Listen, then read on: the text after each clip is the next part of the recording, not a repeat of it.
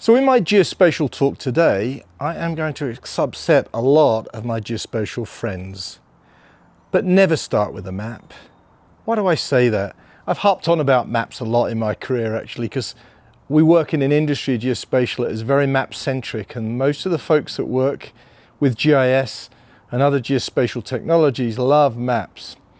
But what you have to remember is not everybody loves maps. In fact, looking at some statistics, to date, around about 11% of young adults can't even place the US on a map. These are US young adults.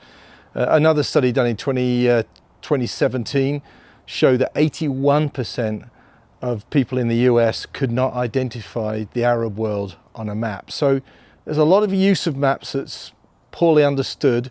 There's a geographer called Nancy Loban who did a study a few years ago on the use of maps, and she found that people who are inclined to use and want to use maps have an awareness, a spatial awareness, a cognitive ability that allows them to understand maps better than some others.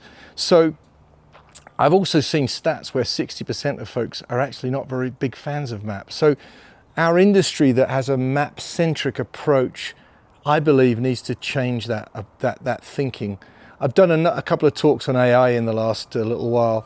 I think AI gives us an opportunity to present to folks an interface, something like ChatGPT, the ability to type in text or speak to a generative AI engine to say what question they've got. Now, a lot of times that's a geospatial question.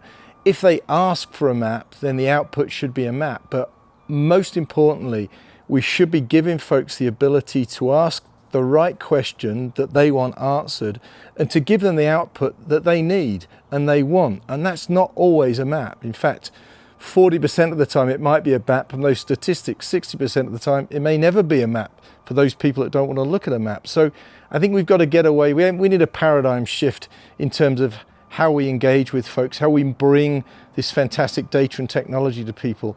We need to have that ability to provide an output which is in line with what people want and what people understand. And that's not always a map. So I'm all for embedding maps into things, giving people that option to ask for one or to click on a button to get a map, but don't start with a map. That's my talk for today. Thanks for watching.